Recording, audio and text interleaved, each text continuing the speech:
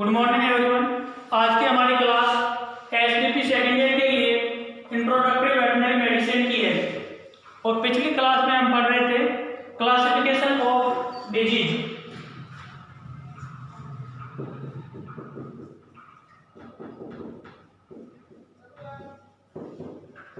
यानी रोगों का वर्गीकरण, और इसके अंतर्गत अपन ने दो रोग के बारे में पढ़ लिया था। एक था आपके संक्रामक रोग और दूसरा था असंक्रामक रोग।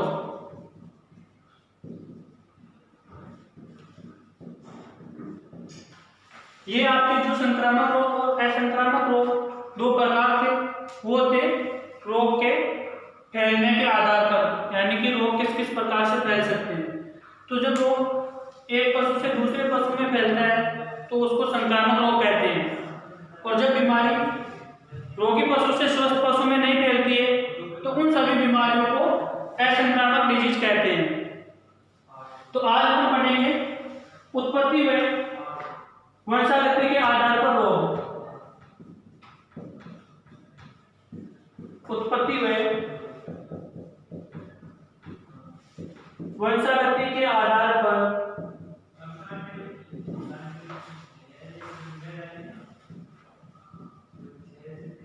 रोग। तो उत्पत्ति व वंशागति के आधार पर रोग तीन प्रकार के होते हैं।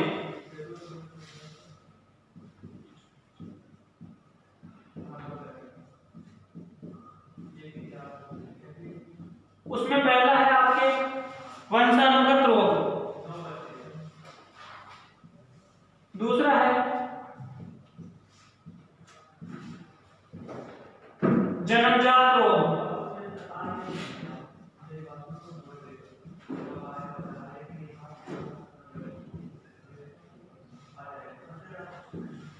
और तीसरा है आपके अर्जित रोग।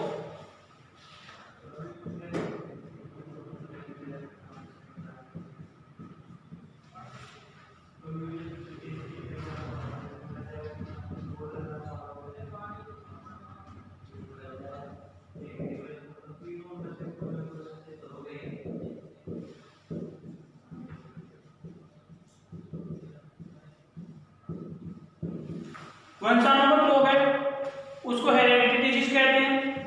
जन्मजात रोग है उनको कॉन्जेनिटल डिजीज कहते हैं, और तीसरा है आपके अर्जित रोग जिन्हें एक्वायर्ड डिजीज कहते हैं।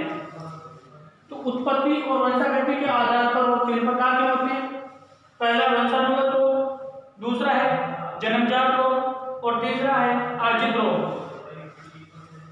वंशानुगत रोग वे होते हैं ऐसे रोग जो जनक माँ बाप से संतान में चले जाते हैं, वंशानुगत रोग कहलाते हैं।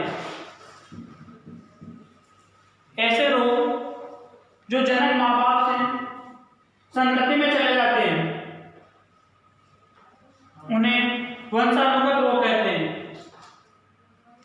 यानी माँ बाप से जो बीमारी संतान में ट्रांसफर होती है उन सभी बीमारियों को वंशानुगत डिजीज कहते हैं।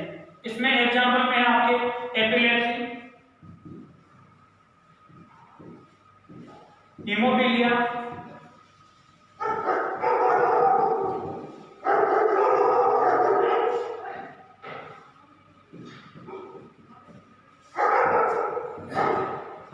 और तीसरा है broken wine in horse. Epilepsy का मतलब होता है मिर्गी, और मिर्गी एक प्रकार का वंशानुगत रोग है। जो दौरे वगैरह पड़ते वो एक प्रकार का वंशानुगत रोग है। दूसरा एग्जाम्पल है इसका हीमोफीलिया। हीमोफीलिया भी एक प्रकार की वंशानुगत बीमारी है। तीसरा आपके ब्रोकन वाइन इन हॉर्स, ये भी एक प्रकार की वंशानुगत बीमारी है। इस बीमारी में क्या होता है, जो भी घोड़े होते हैं उन घोड़ों में श्वसन तंत्र से संबंधित एलर्जी हो जाती है। तो जैसे ही वो श्वास लेते हैं तो उनको एलर्जी होती है, वो ठंडी वायु के कारण, गर्म वायु के कारण और वायु में पाए जाने वाले धूल मिट्टी के कणों के कारण भी हो सकती है।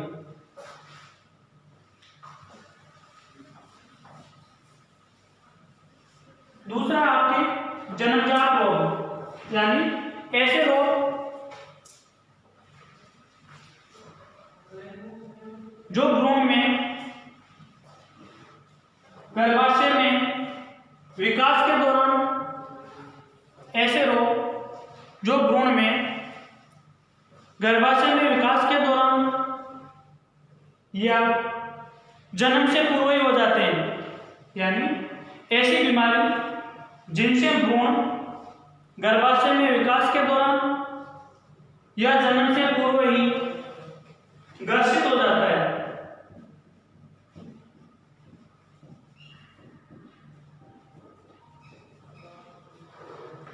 यानी ऐसी बीमारी जिनसे भ्रूण गर्भाशय में विकास के दौरान या जन्म से पूर्व ही ग्रसित हो जाता है तथा उन बीमारियों को लेकर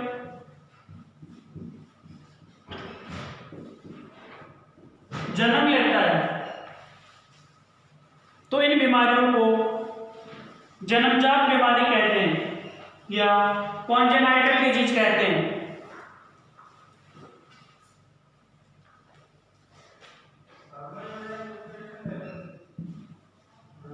इसके एग्जाम्पल हो जाएंगे आपके अट्रेसिया एनाई, एड्स,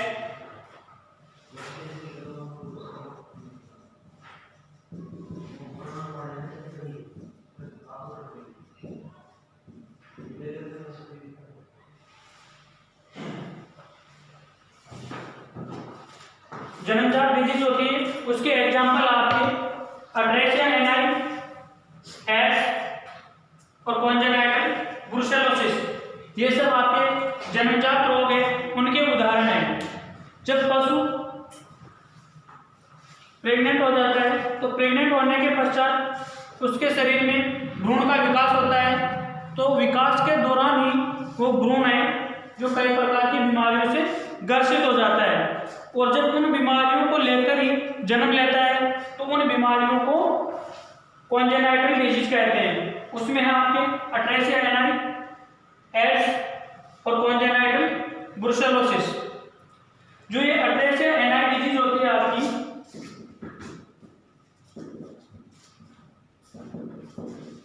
इसमें क्या होता है कि जो भी भेड़ बकरी के बच्चे होते हैं ज्यादातर, उनमें प्रसव के पश्चात भी रेक्टम की ओपनिंग बंद होती है, और जब नवजात बच्चा जन्म लेता है और उसके अगर रेक्टम की ओपनिंग बंद है तो उस स्थिति को या उस बीमारी को अट्रेसिया एनाई कहते हैं। तो ये रेक्टम की जो ओपनिंग है वो ऑपरेशन के माध्यम से खोली जाती है या इसको ओपन किया जाता है।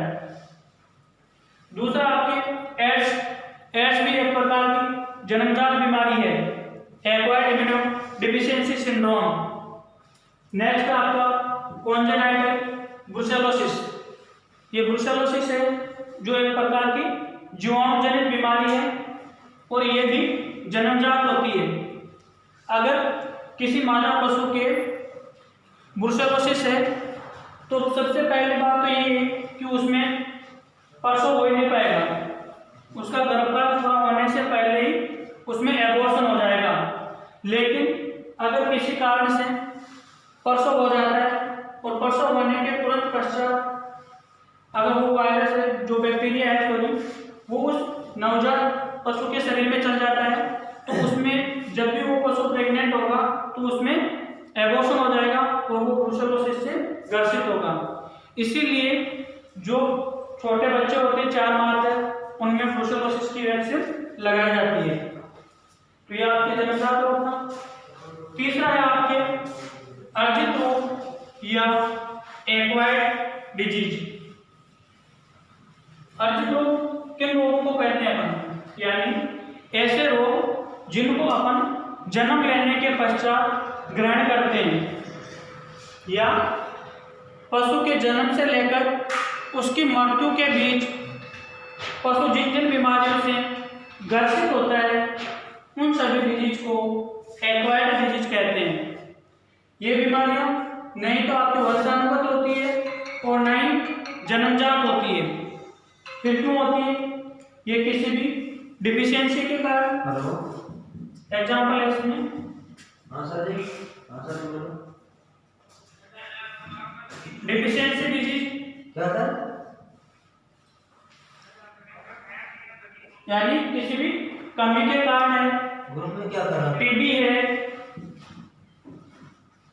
और किसी भी प्रकार के संक्रमण के कारण ये बीमारियां होती है।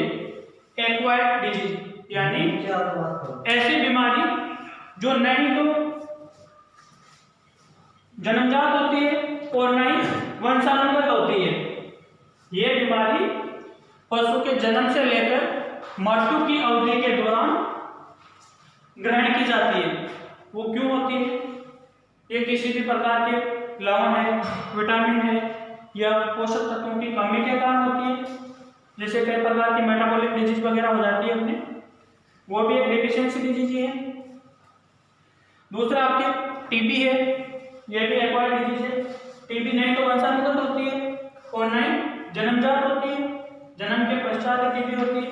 और कई प्रकार की जो अन्य फैलने वाली बीमारियां हैं वो भी आपके एक्वायर्ड डिजीज के अंतर्गत आती है।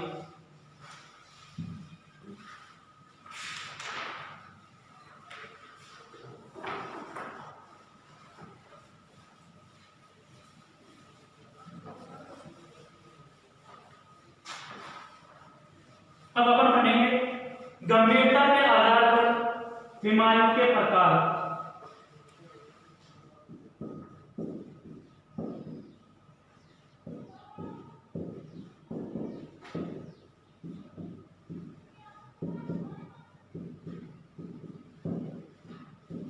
गंभीरता के आधार पर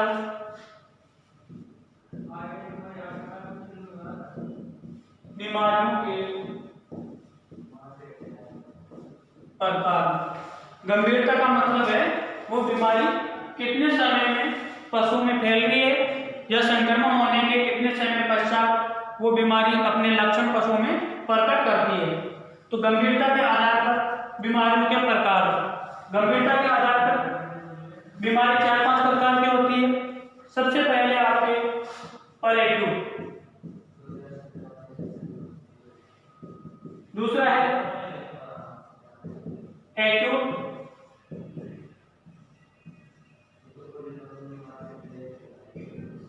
तीसरा है सब एक्यूट, परएक्यूट, एक्यूट, सब एक्यूट और चौथा है आपके क्रोनिक डिजीज। सबसे पहले है परएक्यूट डिजीज। तो परएक्यूट डिजीज किसे कहते हैं अपन? यानी वह बीमारी जो तुरंत या द्रुत गति से फैलती है। सबसे पहले आपके परएक्यूट डिजीज यानी ऐसी बीमारी जो तुरंत या द्रुत गति से फैलती है।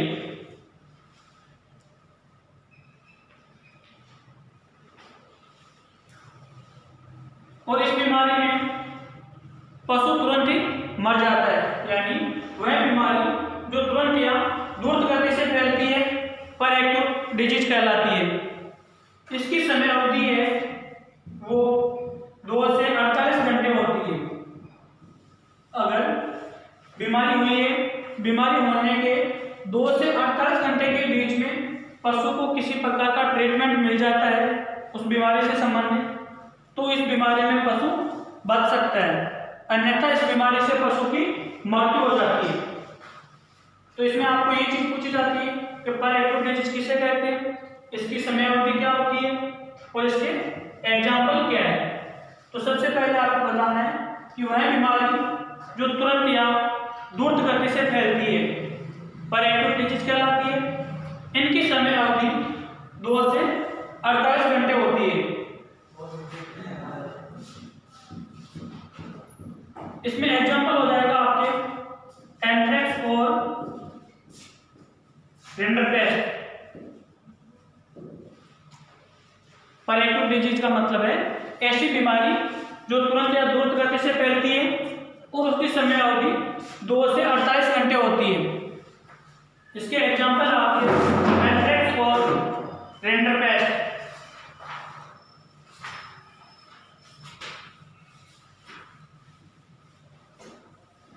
दूसरी डिजीज है आपकी एक्यूट डिजीज।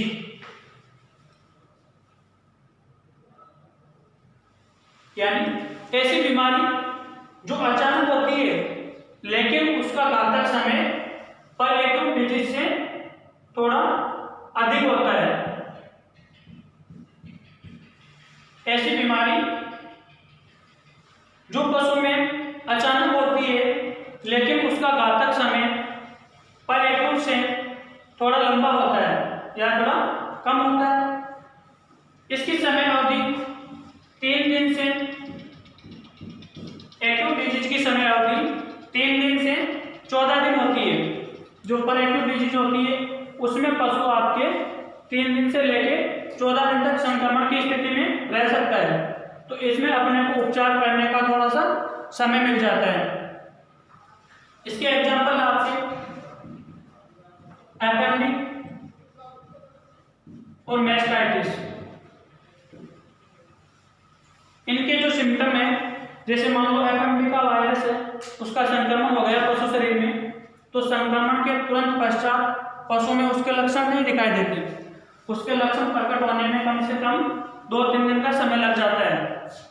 तो इसलिए एक्यूट डिजीज है जो घातक तो होती है लेकिन उसका घातक समय थोड़ा सा कम होता है या लंबा होता है। तो एक्यूट डिजीज है उसकी समय अवधि आपके 3 से 14 दिन की होती है। और इसके एग्जाम्पल आपके एफएमटी और मैस्टाइटिस। एफएमटी में अगर अपन पशु का उपचार कर देते हैं तो जहाँ तक है पशु की मृत्यु नहीं होती है और ना ही मैस्टाइटिस में पशु की मृत्यु होती है। लेकिन दोनों ही बीमारियों में अगर पशु का अपन उपचार भी कर देंगे तो उसके पश्चात भी वो पशु गया हुआ है तो उसका उत्पादन उस व्याध के लिए कम हो जाता है। नेक्स्ट आपके सब एक्यूट डिजीज।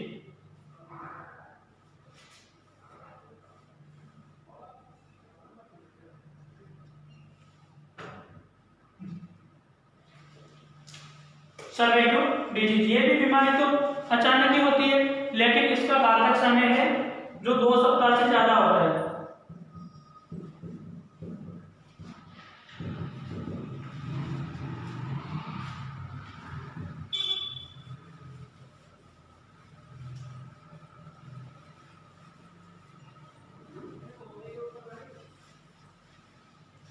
जो सब एक्यूट डिजीज होती है वो भी अचानक होती है लेकिन इसका घातक समय है एक्यूट डिजीज से कम होता है। तो इसका समय, इसकी समय अवधि है जो 2 सप्ताह से ज्यादा होती है, यानी 2 से 4 सप्ताह। सब एक्यूट डिजीज है उसकी समय अवधि 2 से 4 सप्ताह होती है और इसकी गंभीरता है वो भी एक्यूट डिजीज की बजाय कम होती है। इसके एग्जाम्पल में हो जाएगा आपके सब एक्यूट मैस्टाइटिस, यानी जब मैस्टाइटिस होती है एक्यूट स्थिति में होती है उस दौरान अगर उसका उपचार अपन नहीं भी कर पाते हैं या पशु को उपचार नहीं मिल पाता है तो वो एक्यूट मैस्टाइटिस है जो सब एक्यूट मैस्टाइटिस में बदल जाता है। दूसरा एग्जाम्पल है इसका आपके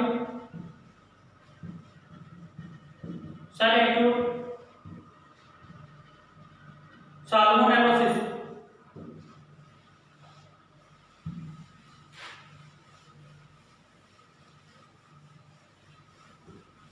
लास्ट आपके क्रॉनिक डिजीज। क्रॉनिक डिजीज किसे कहते हैं कि लंबे समय से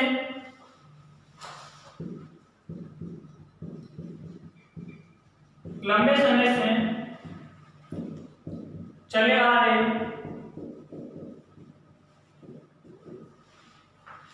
जीर्ण हुए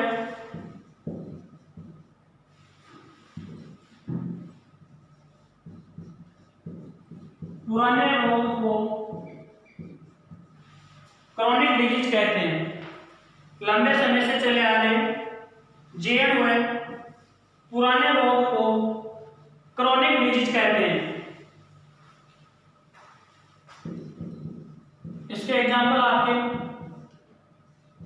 टीबी और जॉन्स डिजीज।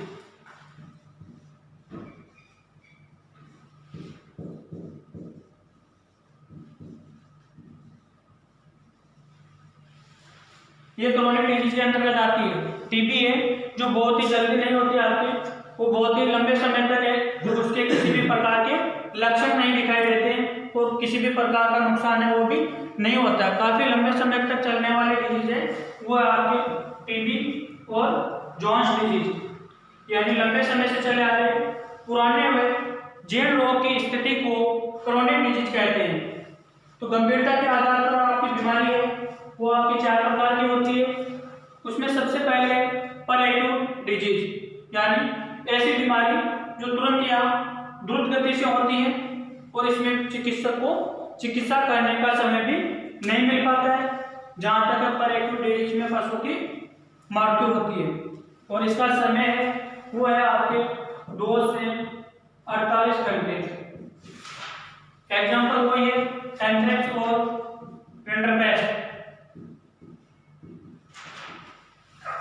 दूसरा आपके एक्यूट डिजीज, यह भी बीमारी तो अचानक ही होती है लेकिन इसका घातक समय है जो पर एक्यूट डिजीज से थोड़ा कम होता है।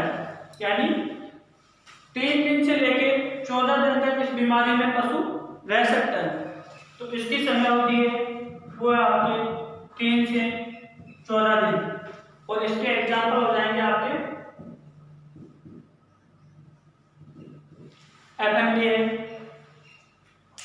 मैस्टाइटिस, ये हो जाएंगे। दूसरा आपके तीसरा सब एक्यूट डिजीज। जो सब एक्यूट डिजीज है उस बीमारी का घातक समय है जो एक्यूट डिजीज से कम होता है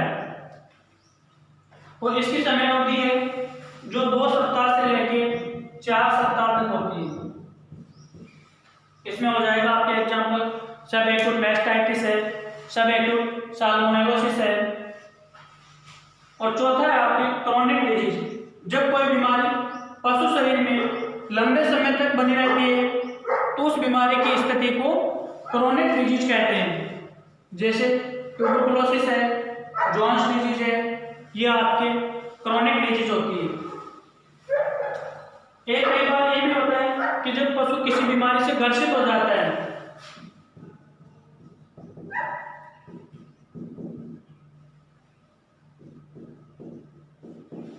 तो पशु उस बीमारी से ग्रसित होने के पश्चात अगर उसको अपन उचित उपचार देते हैं तो वो पशु रोग से ठीक हो जाता है।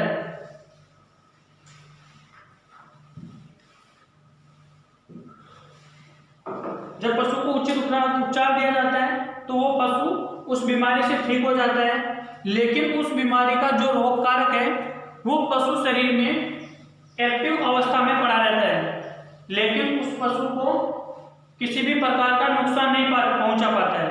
क्यों नहीं पहुंचा पाता है? क्योंकि उस कारक के विरुद्ध उस पशु के शरीर में एंटीबॉडी बनी हुई है। लेकिन जब वो कारक किसी स्वस्थ पशु के संपर्क में जाएगा तो उस पशु को रोग से ग्रसित कर देगा। तो उसको क्या बोलते हैं? कैरियर या संवाहक बोलते हैं। यानी जब पशु किसी रोग से ग्रसित हो जाता है तो वो ठीक होने के पश्चात वो कारक उस पशु में तो रोग नहीं फैलाएगा, लेकिन जो स्वस्थ पशु होता है उसके संपर्क में आने पर उस पशु को रोग ग्रसित कर देता है। तो उसको कैरियर या संवाहक कहते हैं। तो जैसे आपने देखा होगा इसकी समय अवधि है वो 3 से 5 वर्ष तक हो सकती है। जो सर्रा है मोस्टली उनको में होता है। तो ये क्या है कि जो इसका रोग कारक होता है प्रोटोजोआ होता है वो कैरियर या संवाहक का काम करता है। तो आज इतना पढ़ेंगे। जो आगे का क्लासिफिकेशन है वो अपन नेक्स्ट क्लास के अंतर्गत पढ़ेंगे। Thank you.